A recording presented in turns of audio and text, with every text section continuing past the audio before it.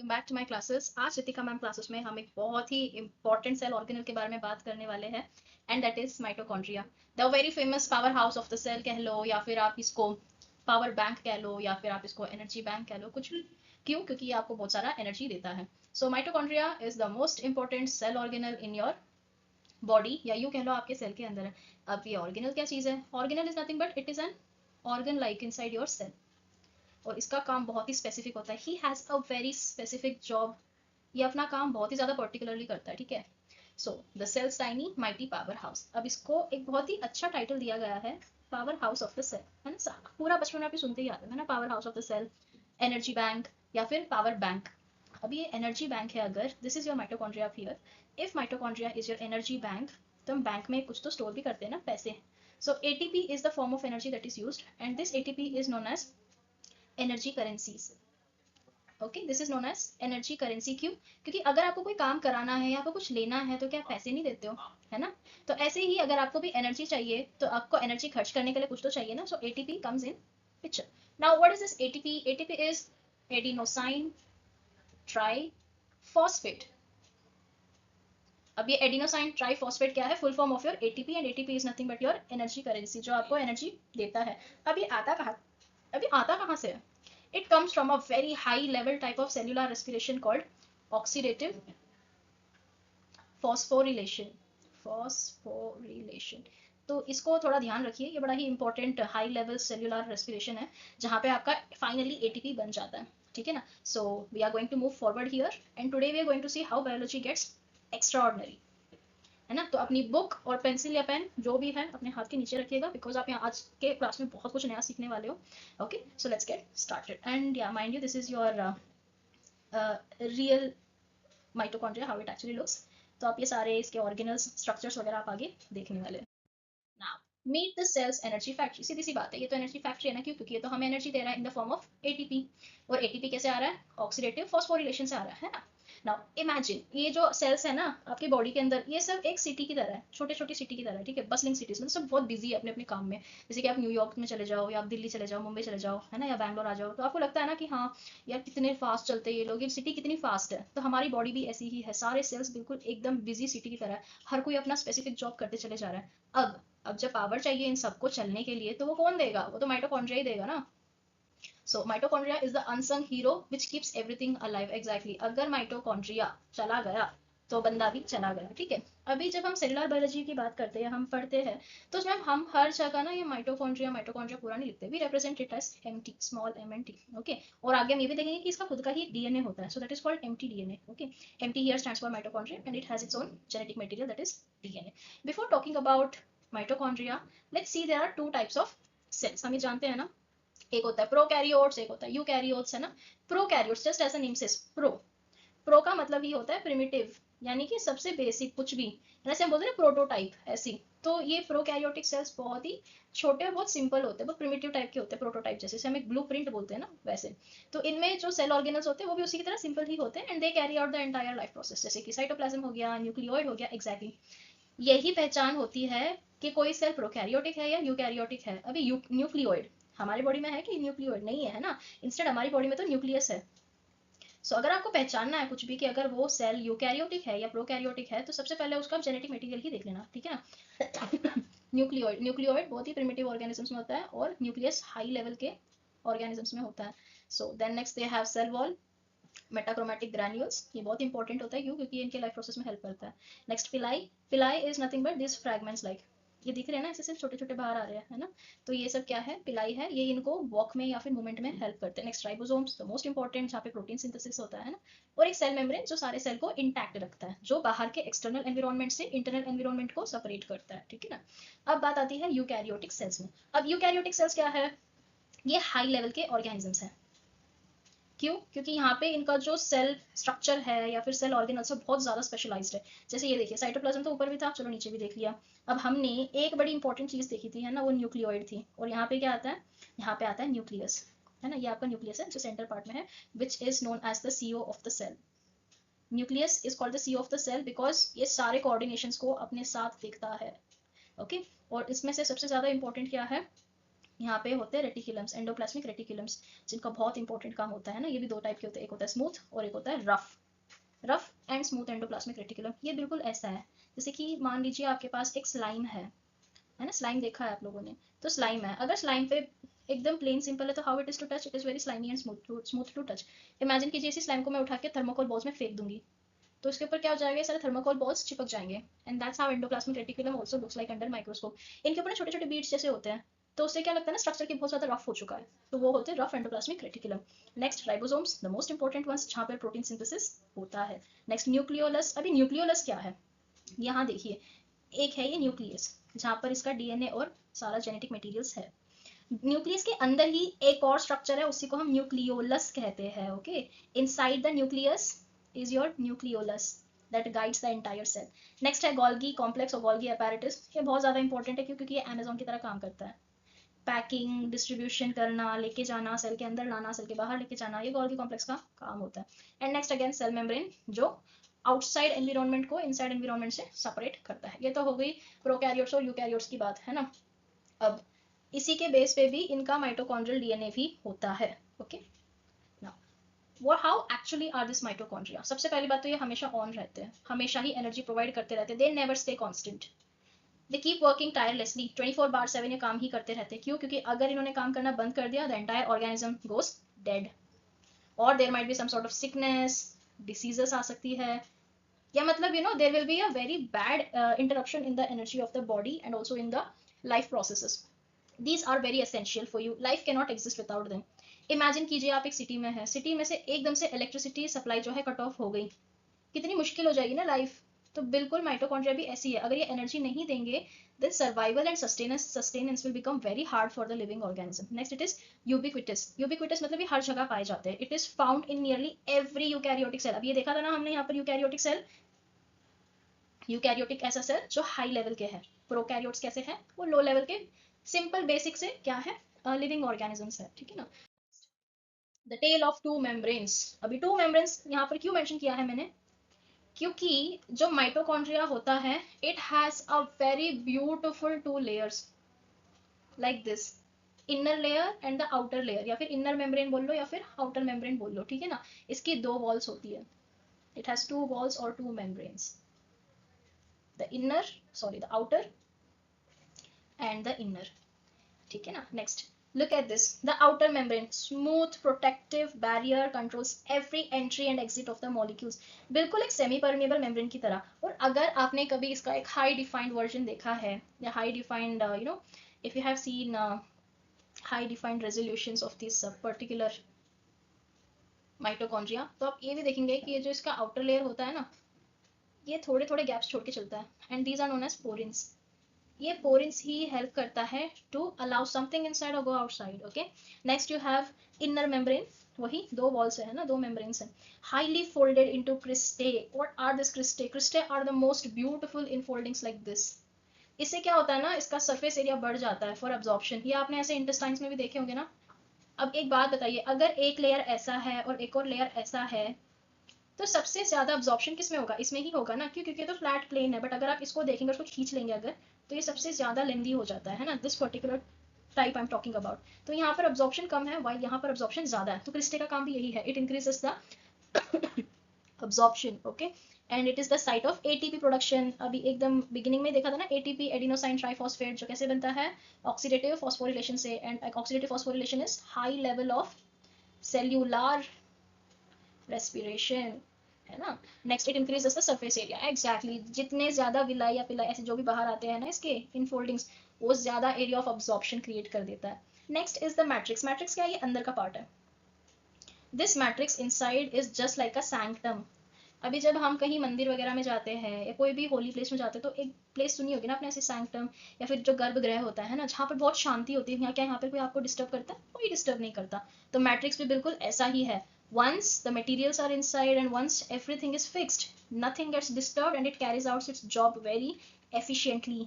अब ये मैट्रिक्स के अंदर होता क्या एक्चुअली? मैट्रिक्स एक फ्लूइड है, ऐसा फ्लूइड जहाँ पर बहुत सारे एंजाइम्स, बहुत सारे डीएनए और राइबोसोम्स मिलकर काम कर रहे हैं।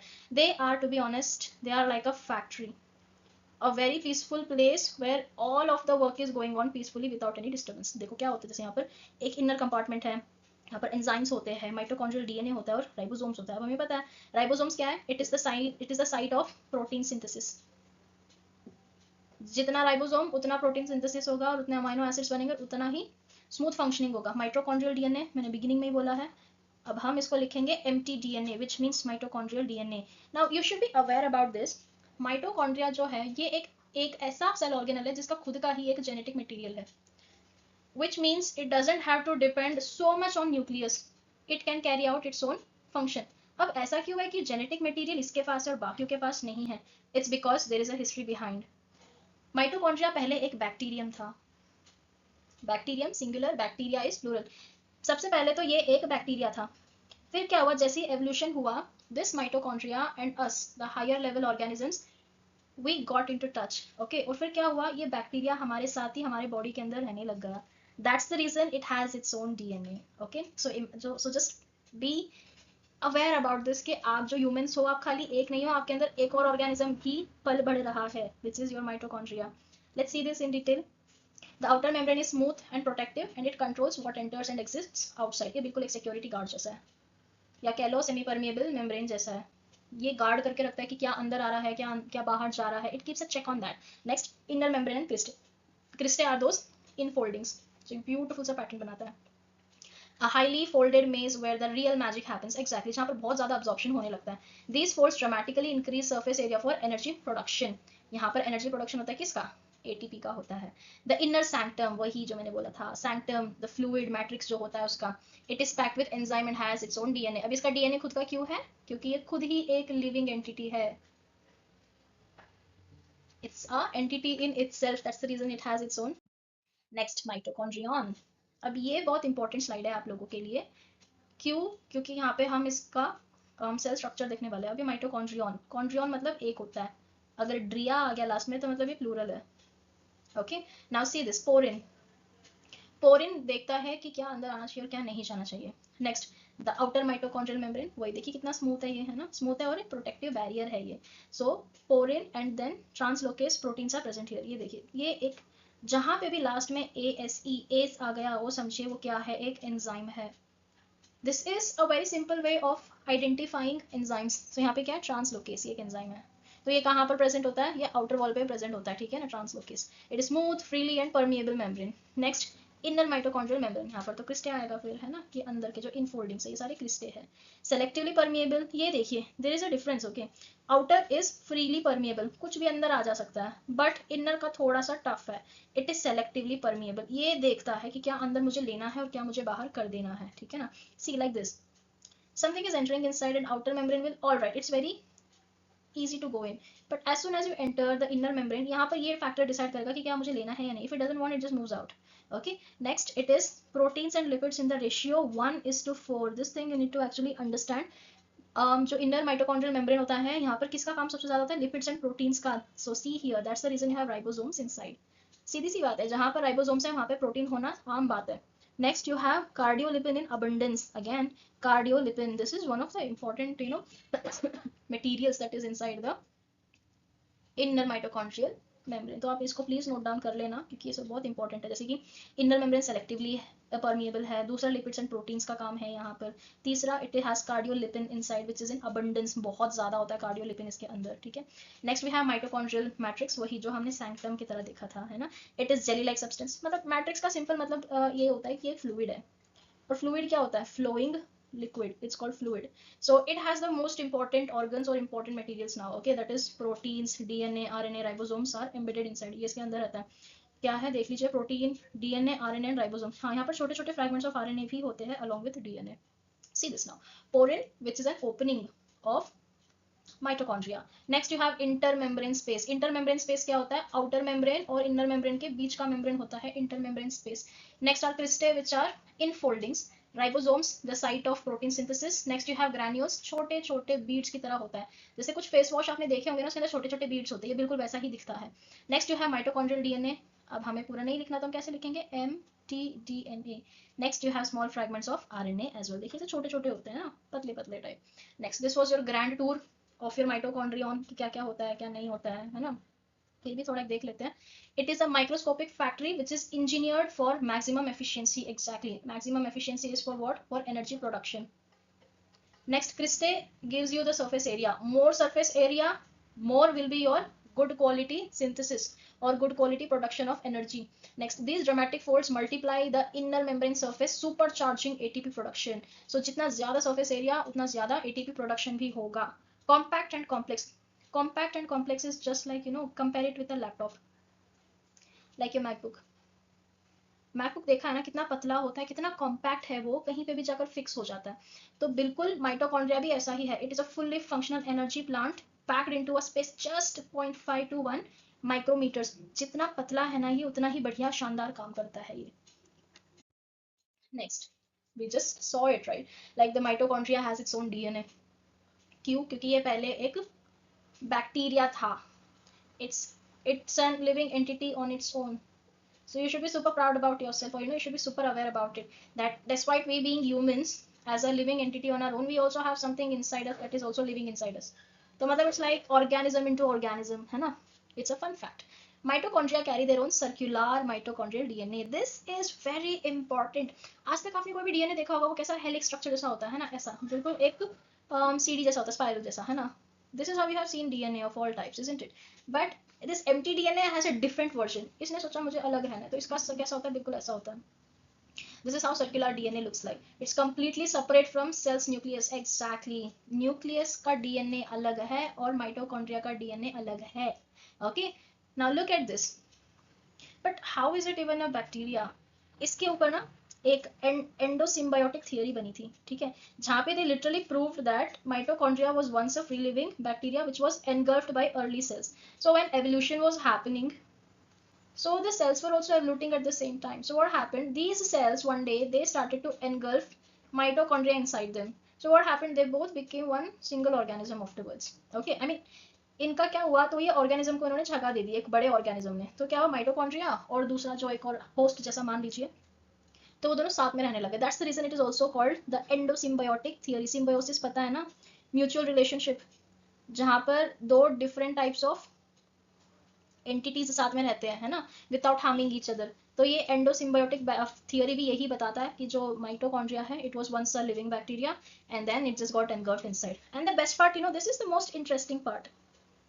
अब जब यूनियन होता है ना, that is fertilisation when it happens.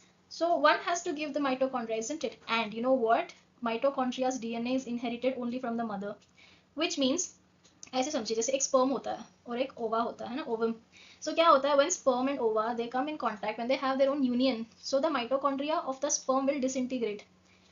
It will disintegrate और मान लो ये inactive होकर हट जाता है, while this ovum or this maternal DNA will be given, or this maternal empty DNA will be given to the offspring which is in development. Isn't that so beautiful?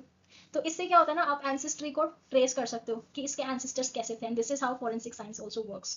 Okay, so it has a maternal lineage which means the ovum or the egg gives the empty DNA to the developing offspring or the zygote, and the sperm's empty DNA will be disintegrated or it will be just eliminated. Okay, next, अब यहाँ पर ये चीज देखिए, छोटा सा देख लेते हैं एक बार. So this is your cell, these are your cell organelles inside, and this is how mitochondria looks. Look how beautiful it is. Cristae कितने सारे हैं ना, ये आपको सर्कल में दिख रहे हैं ना, सर्कुलर, यही इसका डीएनए है, ठीक है ना. अब ये डीएनए कैसा है? It is how it is circular, it is right. So it has certain important regions also which you should know. One is called the control region which is known as D loop, and one more is the coding region where actually the DNA is coded. Okay, so see this is how it is. हमारे में हम कैसा देखते हैं? हम ऐसा single देखते हैं ना, हम ऐसा सीधा सा लाइन की तरह देखते हैं हमारा DNA. But look at its DNA, even this is the same. It also has helix structure but it is in rounded form like a necklace. So these are all the base pairs over here. और इसके base pairs कितने होते हैं? 16,569 base pairs are there in one DNA which is so massive. Okay, और यहाँ पर कुछ important वो भी होते हैं डीएनए एंड आरएनए, वो हम कभी किसी दूसरी क्लास में देख लेंगे, ठीक है, नहीं तो बहुत लंबी हो जाएगी class. Next, move on. The main gig, the main important function. Why is it so important? ATP production. ATP production क्या है? It is the energy currency. अगर एनर्जी खर्च करनी है तो आप इनडायरेक्टली ATP को ही खर्च कर रहे हो. Okay, now see, this is a cell, and it comes through a cellular respiration, and that is oxidative phosphorylation. जो कि एक हाई लेवल का ही सेलुलर रेस्पिरेशन होता है, and it's usually at the final stages. This is where the cell's energy currency ATP is manufactured. Let's see this as a fuel. Okay, जैसे fuel की तरह देखते हैं, ग्लूकोज है और उससे हम इलेक्ट्रिसिटी बना रहे हैं, ऐसा हम सोचते हैं. ठीक है, एक क्या क्या काम करता है, देखो ग्लाइकोलिसिस करता है. Glycolysis means what? Break down. Lysis का मतलब ही क्या होता है? स्प्लिट करो या फिर ब्रेकअप करो, ब्रेक डाउन करो. So this one ATP does this work. Okay, it happens in cytoplasm. It splits glucose into pyruvate. Very important. Cellular respiration में देखा होगा ना ये. In that, or is that aerobic and anaerobic respiration, उस part में भी ये आता है, glucose into pyruvate. Next is electron transport, the most important one. Inner membrane generates bulk ATP. Please remember this. ये इसके नीट के फोकस से ज़्यादा important है. Inner membrane actually generates ATP. Okay, in bulk. Next you have Krebs cycle, the most boring but the most challenging one also. Krebs cycle याद करना कितना मुश्किल होता है ना. तो ये क्रेब्स साइकिल भी क्या करता है एटीपी में. I mean ATP also helps in Krebs cycle. Okay, but we have certain things over here, right? In matrix, matrix मतलब fluid, it extracts NADH and FADH2. अब ये दोनों है क्या चीज? NADH, और ये इतना बड़ा बड़ा कुछ लिख दिया है ना. Let's see what this is actually.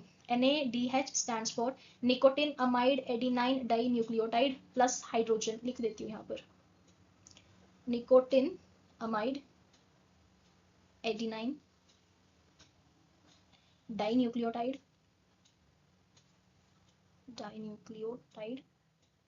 hydrogen plus hydrogen. So this is NADH and FADH2 is nothing but again it's they both are actually coenzymes. Okay, ये भी लिख लीजिए, flavin adenine dinucleotide again plus hydrogen. So these two are your coenzymes, that is NADH and FADH2. अब इन दोनों का काम क्या है? They are crucial for high energy electron carriers in cellular respiration. Cellular respiration है ना, यही चीजें. तो ये इन दोनों का काम क्या है? They help in cellular respiration. Plus they also help during that generated during glycolysis and Krebs cycle. अब NADH और FADH एक तो ग्लाइकोलिसिस में प्रोड्यूस होते हैं या जनरेट होते हैं, और दूसरा ये इलेक्ट्रॉन ट्रांसपोर्ट में भी जनरेट होते हैं. Okay, and then let's also see this. This is also very important for NEET. Over 30 molecules of ATP are generated from one glucose molecule.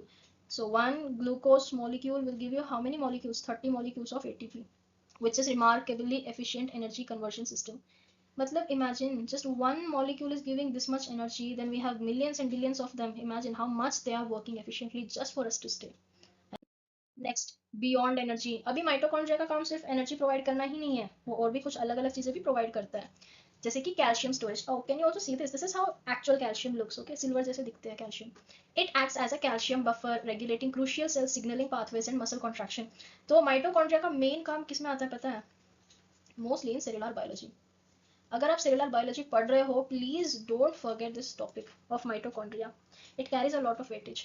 So let's see this again. Signalling pathways, ये देखा ना कितने सारे cycles होते हैं, कितने सारे signalling, there are so many ways in our body that keeps happening. So mitochondria helps that. Plus it also helps in muscle contraction. Next, apoptosis. जैसा इमोजी वैसा ही काम. Apoptosis, you all know this, right? The programmed cell death. अरे जब हम पहले सुनते थे हमें डर लग जाता था, ये क्या क्या नई चीज है ये. So programmed cell death is nothing but once a cell or an organ is retiring or is becoming old or is of no use, तो क्या होता है? It self destructs. तो ये क्या है? It kills itself. Okay, these cells they kill itself. So this apoptosis they trigger the cell's self destruction sequence vital for development and removing damaged cells. This is just to replace the cells. अभी जब तक space नहीं बनेगा तब तक नई चीजें नहीं आ सकती ना. So you need to discard the things, the older ones first, and that's how you get the newer ones. So apoptosis also does the same, which is actually carried out by mitochondria. Mitochondria ही इसको energy देता है और apoptosis work करता है. Next, heat production. This is very important when it comes to babies or the newborns. Now we all know the babies. How was their environment? It was inside the womb. वो अपने मम्मा के पेट में था, है ना. फिर क्या, वहां पर तो काफी हीट ऑलरेडी थी, but as soon as it comes out, the temperature for them is actually very cool, isn't it? They need to adjust or they need to acclimatize with that. So what does it happen? So what does they do? So this mitochondria, they have this brown fat. ये जहाँ पे आपको sides दिख रही है ना, इधर एक मिनट में कलर चेंज कर लेती हूँ. तो ये जहाँ पे आपको ऐसे ब्राउन कलर के दिख रहे हैं ना साइड, तो ये सब क्या, ये ब्राउन फैट है. So this brown fat is actually adenosine, it is adipose tissue. Okay, it is adipose tissues. और हमें पता है adipose tissues काफी thick होते हैं जो हमें insulation provide करते हैं, है ना. So this in babies brown fat mitochondria generate heat directly to maintain the body temperature. In who? Inside the babies. Okay, so it creates a very good environment where the babies are kept insulated and they can acclimatize now with the outer environment when they come out of the womb of their mothers. Next, why mitochondria matters? क्यों नहीं भाई, अभी हमने कितनी सारी चीजें देखी है ना. Mitochondria of course it matters from the stage of baby और infant until the death of the old age तक. ये बहुत इंपॉर्टेंट होता है. सबसे पहली बात तो ब्रेन और नर्व्स के लिए सबसे ज्यादा इंपॉर्टेंट है. Why? The brain is the boss of our body. और सबको पता है जो राजा होता है उसको तो पावर चाहिए ना. until and unless he is in power, that's how the प्रजा works. अगर राजा के पास पावर नहीं बची तो क्या हो जाएगा? पूरा किंगडम नीचे आ जाएगा ना. सो ब्रेन एंड नर्व्स जो बॉस है बॉडी के अंदर, उनको माइटोकॉन्ड्रिया की सबसे ज्यादा जरूरत होती है, so that the body keeps working and it sustains. Neurons are energy hungry. ये बिल्कुल छोटे बच्चों की तरह जिनको बार बार चीजें खाने की लाइक हैबिट होती है. न्यूरॉन्स हमें पता है ना, that the units of brain, isn't it? ये क्या करते हैं? They give the messages and the signallings, right? Signals और मैसेजेस देते हैं हमारे ब्रेन को और that is carried on throughout our body. So mitochondria keep thoughts firing. Keep thoughts firing in sense it helps in signaling and passing on messages to the entire body. Next, muscles. Exactly, muscles is everything for us, right? If we want to work, we want to talk, we want to sleep, or we want to brush our teeth, anything. Muscles के बिना तो हम है ही नहीं कुछ. Every moment, heartbeat, breathe depends on mitochondrial ATP because muscles require a lot of energy. Next, the heart. How can we forget about the heart? If heart stops, that's when you become unalive. So the heart which works tirelessly, like which works entire 24/7, इसको सबसे ज्यादा जरूरत होती है ATP की. So cardiac cells are packed with mitochondria up to 30% of the cell volume. मतलब मान लीजिए अगर ये आपका सेल है, हार्ट का cell, this is 30%. This itself is taken up by whom? Mitochondria. And the entire 70% is whatever it needs, okay, for the cardiac health. खाली ये 30% ही माइटोकॉन्ड्रिया है बस. सो समझिए कि माइटोकॉन्ड्रिया हमारी बॉडी के लिए कितना जरूरी है. ब्रेन तो सीईओ है ही, बॉस है. नेक्स्ट, हार्ट भी कितना इंपॉर्टेंट, मसल्स भी कितना है. So you need to understand this. Our entire body consist of mitochondria. If mitochondria is not there, you will have lot of problems. थोड़ा इस पे भी ध्यान देते हैं. एजिंग में, as the aging happens, we know that efficiency reduces, है ना? efficiency कम होने लगती है, पावर कम हो जाती है जैसे हम लोग बूढ़े होने लगते हैं. Next, neurodegenerative diseases. Now this is with respect to brain. जहां पे भी आपको न्यूरो दिख गया, न्यूरोलॉजी, तो ये सब क्या है? ब्रेन. अब डीजेनरेटिव क्या, एक बड़ा ही नेगेटिव सा वर्ड है, विच मीन्स दैट अब ये ब्रेन को नेगेटिवली अफेक्ट कर रहा है. ये कैसे होता है? See this, Parkinson's and Alzheimer's involve mitochondrial failure. As there is a failure inside the mitochondria, people will have you know very not so good neurodegenerative diseases like Parkinson's and Alzheimer's. Alzheimer's तो पता है ना, भूलने की बीमारी.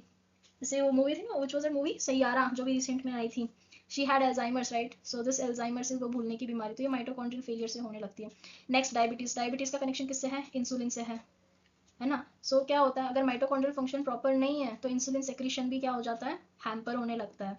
Next, heart disease. अभी हमने यहाँ पर देखा था, है ना, 30% तो खुद हार्ट में ही है ये mitochondria. So cardiac energy deficit leads to failure, which means cardiac failure हो जाता है या फिर हार्ट अटैक आ जाता है ना? Next, when mitochondria go wrong. अभी हमने पिछले में ही देखा था कि वो इंपॉर्टेंट क्यों, कुछ हमने देखी ना प्रॉब्लम्स और डिसीजेस. ऐसे ही देखो क्या होता है. Let's imagine again mitochondria as a busy city, जैसे हमने इनिशियल स्लाइड में देखा था.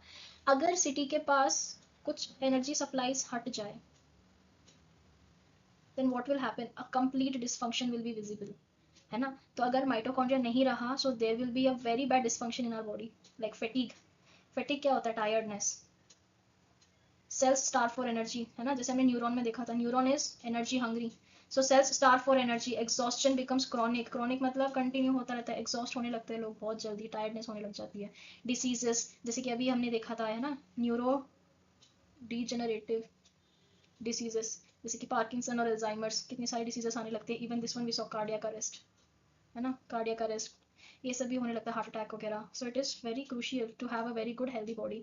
Critical functions fail, triggering serious illness. Next, ageing. जितना माइटोकॉन्ड्रिया बॉडी में कम होता रहेगा उतनी एजिंग बढ़ती चली जाएगी. You might have seen certain people, जो लोग काफी यंग होते हैं बट वो लोग बहुत ही ओल्ड एज टाइप दिखते हैं ना, बहुत बूढ़े दिखते हैं. वो इसी वजह से होता है क्योंकि जो इनका माइटोकॉन्ड्रियल डीएनए होता है वो या तो डैमेज होता है या फिर उसकी एफिशिएंसी बहुत ही ज्यादा कम होती है. Next, the mighty mitochondrion. हमने इतना कुछ देख लिया, है ना? एक थोड़ा सा रिविजन कर लेते हैं अब. we know that mitochondria is powerhouse of the cell and ATP is what? Its currency. पैसों की तरह है. So it generates 90% of the cell's ATP. Next, signaling hub. अभी वो signaling pathways देखे, cycles देखे ना, Krebs cycle, electron transport cycle, all of those things. It also regulates calcium, death and heat. Heat in what? Babies. क्या कहते हैं उसको? Brown fat, है ना? Which provides insulation for the babies. Next, it's a living fossil. Why? It was once a bacteria and now it has क्या है? Symbiosis की तरह हमारी body में भी रह रहे हैं ना? So what was that theory called? Endosymbiotic theory. So this was it about mitochondrion. I hope you loved the classes, है ना? तो माइटोकॉन्ड्रिया कितना इनक्रेडिबल है, आज हमने देखा कैसे एजिंग, डिसीजेस और डेथ, उसके बियॉन्ड का भी क्या माइटोकॉन्ड्रिया उसको क्या करता है, it handles it, right? So mitochondria जब भी आप पढ़ो, बहुत ही उसको you read it with a lot of appreciation for mitochondria, because without mitochondria you cannot see the life at all, isn't it? And if you loved this class, make sure you like, subscribe and also share with your friends. And I'll see you in the next class. Yes, thank you for your time and watching this entire video until this time. It means a lot. Thank you so much and happy learning everyone. Thank you. Bye.